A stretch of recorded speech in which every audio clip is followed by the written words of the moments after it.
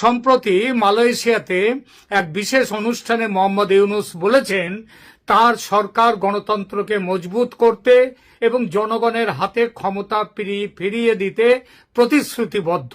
এ সময় তিনি আরো বলেন, দেশের শান্তি ও স্থিতিশীলতা নিশ্চিত করার জন্য সরকার কাজ করছে এবং 2026 সালের ফেব্রুয়ারিতে একটি অবাধ, সুষ্ঠু এবং স্বচ্ছ নির্বাচন আয়োজনের লক্ষ্যে তারা বদ্ধপরিকর।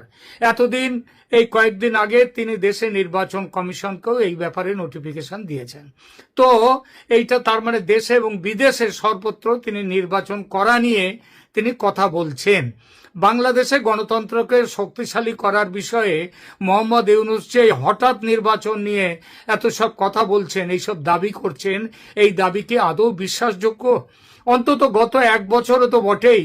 তার পুরনো ইতিহাস ঘাঁটলে দেখা যায় এই নোবেলজয়ী মহাপণ্ডিত মানুষটি কথা দেয়া ও কথা রাখার বিষয়ে খুব একটা প্রশংসাযোগ্য জায়গাতে নেই।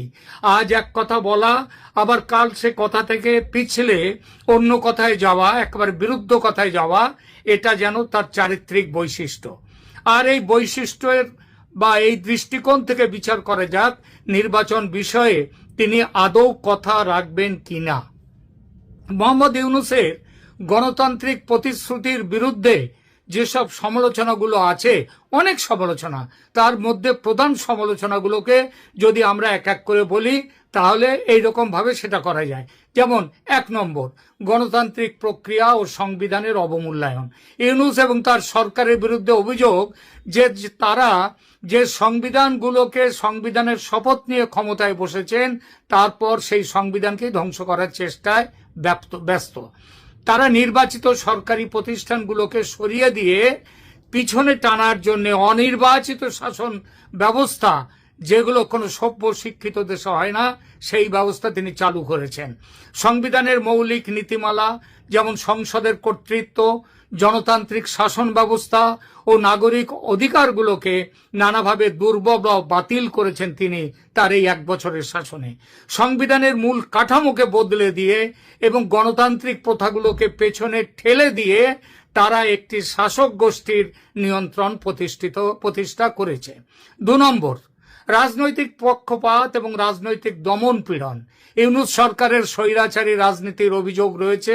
বিশেষ করে ক্ষমতাচ্যুত আওয়ামী লীগ ও প্রধান বিরোধী দল বিএনপিকে লক্ষ্য করে রাজনৈতিক নিষেধাজ্ঞা আরোপ, তাদের নেতা ও সমর্থকদের বিরুদ্ধে মামলার সূচনা এবং সক্রিয় বিরোধ দমনে সৈন্য ব্যবহার করা, যেটা গোপালগঞ্জে হয়েছে এবং আরো অন্যান্য জায়গাতেও হয়েছে।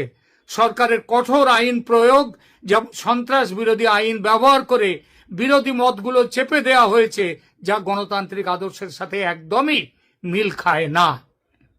3 নম্বর, সংখ্যালঘুদের ওপর হিংসা ও সংখ্যালঘু সুরক্ষায় ব্যর্থতা। ইউনূস সরকারের সময়ে হিন্দু সহ সংখ্যালঘু সম্প্রদায়ের বিরুদ্ধে সহিষ্ণুতার হার ব্যাপকভাবে বৃদ্ধি পেয়েছে। মন্দির ভাঙচুর, ব্যবসা, ঘর ধ্বংস, খুনের মতো ঘটনায় প্রায় 2000টির বেশি ঘটনা রিপোর্ট করা হয়েছে। এটা আমাদের কথা নয়, জাতিসংঘের রিপোর্ট। সরকারের পক্ষ থেকে যথাযথ অনুসন্ধান বা বিচার বিভাগীয় ব্যবস্থা গ্রহণ না করায় এর পেছনে সরকারের নীরব সমর্থন বা সরকারের যে ব্যর্থতা, সেই সন্দেহ প্রকাশ করাই যায়। 4 নম্বর, অতীতের ঐতিহাসিক সত্য বিকৃতি ও গণতান্ত্রিক প্রতিষ্ঠানকে ধ্বংস করা। ইউনূস ও তার সমর্থকরা ইতিহাস বিকৃতির মাধ্যমে স্বৈরাচারী শাসন প্রতিষ্ঠার চেষ্টা করেছেন এবং করে যাচ্ছেন। 1971-এর মুক্তিযুদ্ধের সঠিক প্রকৃতি পরিবর্তন করে এবং নির্বাচিত সরকারকে ধ্বংস করে তিনি গণতন্ত্রের এক গভীর ব্যর্থতা ঘটিয়েছেন। গণমাধ্যমকে চুপ করে থাকতে বাধ্য করা, বিরোধীদের দমন ও বিচার ব্যবস্থার অপব্যবহার বৃদ্ধি পেয়েছে। 5 নম্বর, তরুণ সমাজের ব্যবহৃত হওয়া ও প্রতিশ্রুতির ব্যর্থতা। তরুণদের পরিস্থিতি ব্যবহার করে নিজেদের রাজনৈতিক শাসন দৃঢ় করার চেষ্টা হলেও বাস্তবে যুব প্রতিবাদ দমনের মাধ্যমে তাদের সুযোগ সুবিধা হরণ করা হয়েছে।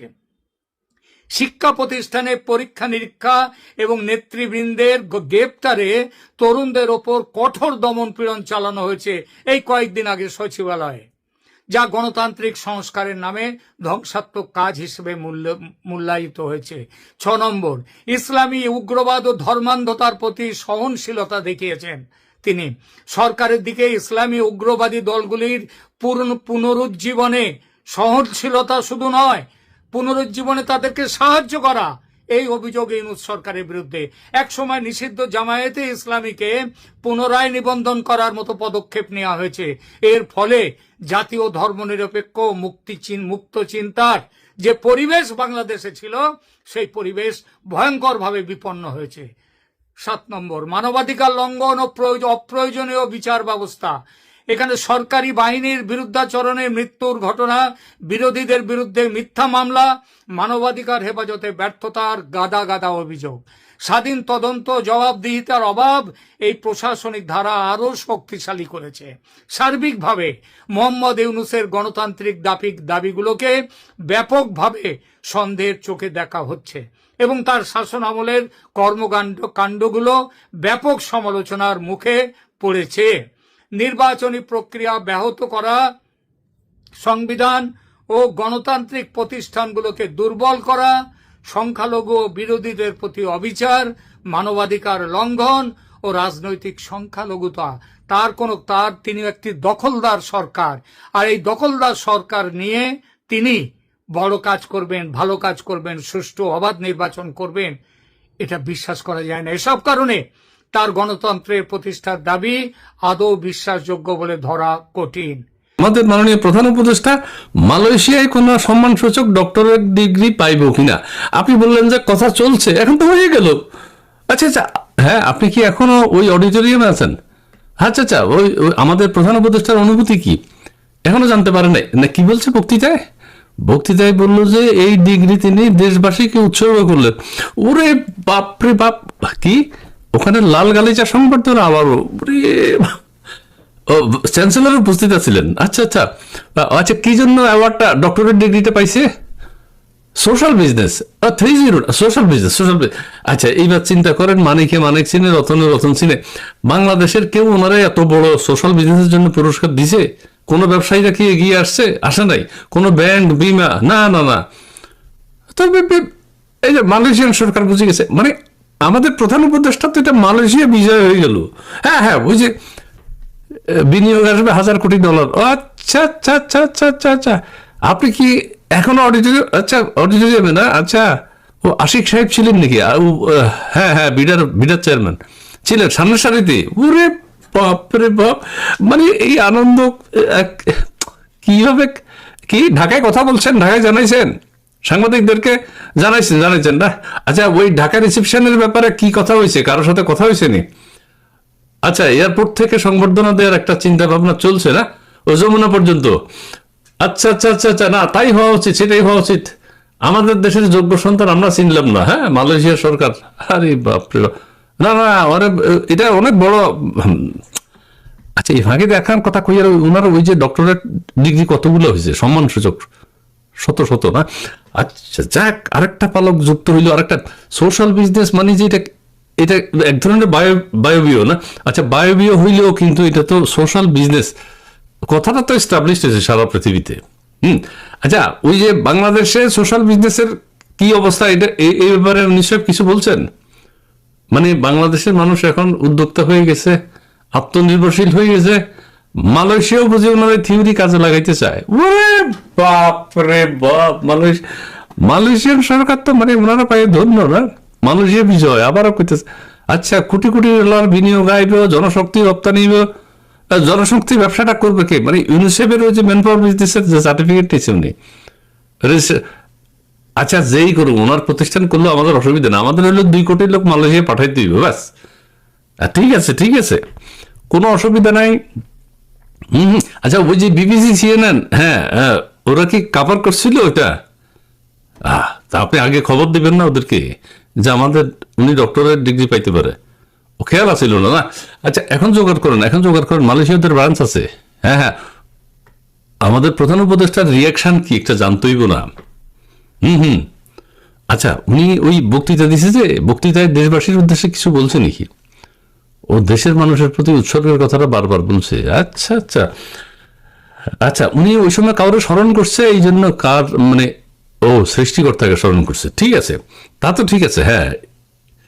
চলো, আচ্ছা, আর আরে আপনি ব্যস্ত বুঝছি, আপনি কি প্রেসের সাথে যোগাযোগ করতেছেন। আচ্ছা, ওই আরেকটা কথা কই এলেন, মানে আর কেউ সম্মানসূচক ডিগ্রি বা অ্যাওয়ার্ড দেওয়ার কোনো সম্ভাবনা আছে নি? ও না, সময়ের অভাবে দিতে পারছে না, ও চলে আসতেছেন না, চলে আসে, ও আচ্ছা আচ্ছা আচ্ছা, অনেকে দিতে চাইছে কিন্তু সময় নেই। তো একটা দিন বাড়াইতেন, 3 দিনের সফর, এগুলো যাওয়া আসা শুধু, একটা দিন স্কোপ নাই। না না, তাহলে তাহলে চলে আসেন, তাহলে চলে আসেন। এখন আমরা রিসেপশনের জন্য আমাদের পক্ষ থেকে কিছু করতেই বলি। ও কর্তৃপক্ষরও বলে দিয়েছেন, তারাই করবে। না এটা, হ্যাঁ হ্যাঁ হ্যাঁ, ঠিক আছে ঠিক আছে। আমি আপনারা সকালে জিজ্ঞাসছিলাম, আপনি কইলেন আসলে হ্যাঁ চেষ্টা চলছে বা ওরা উদ্যোগ নিচ্ছে। চ্যান্সেলর উপস্থিত ছিল, লাল গার্লিসের সংবর্ধনা, সম্মানসূচক ডক্টরেট ডিগ্রি। ও অভিনন্দন অভিনন্দন, কংগ্রেচুলেশন। আরে না, আপনারে না, মানে আপনার মাধ্যমে প্রধান উপদেষ্টাকে আর কি। কাসেম চাচা আমার কইলে যে তুই যেমন ফোন করছো শফিক সাহেবরে, একে তো আপনাদের দুজনের অভাব বোধ করতেছে দেশের মানুষ, তার উপর এই সম্মানসূচক ডক্টরেট ডিগ্রি, মানে এটা আপনাদের দেশে আসাটা যে কি হইব, ওরে বাপ। তার উপর আপনি আরেকটা গ্যাঞ্জাম লাগিয়ে গেছেন, ওই যে 15 আগস্ট সম্পর্কে উল্টাপাল্টা কি কইছেন, এটা নিয়ে গ্যাঞ্জাম চলতেছে। না, ওগুলো চাইপা যাবে কি কারণে? ওই যে ডক্টরেট ডিগ্রি, ওইটারে বড় করে দেখাবেন, ও দেখেন 15 আগস্ট কি, এগুলো আমরা মানি না। ঠিক আছে, ডিগ্রি, আমাদের ডিগ্রি ইম্পর্টেন্ট, হ্যাঁ হ্যাঁ, কোনো অসুবিধা নেই, আপনি আসেন, ব্যাক করেন, আবারও অভিনন্দন, আবার জি জি জি জি, অনেক ধন্যবাদ, সালাম আলাইকুম, জি না, আপনি প্রধান উপদেষ্টার সাথে থাকেন, উনি কি কয় উনি না কয় এগুলো শুনেন কিন্তু, হ্যাঁ ঠিক আছে, জি জি, সালাম আলাইকুম। আরে বাবা, কংগ্রেচুলেশনস। আশা করি বিষয়টি বুঝতে পেরেছেন। এ নিয়ে আপনার গুরুত্বপূর্ণ মন্তব্যটি অবশ্যই কমেন্ট বক্সে জানিয়ে দিবেন। ধন্যবাদ।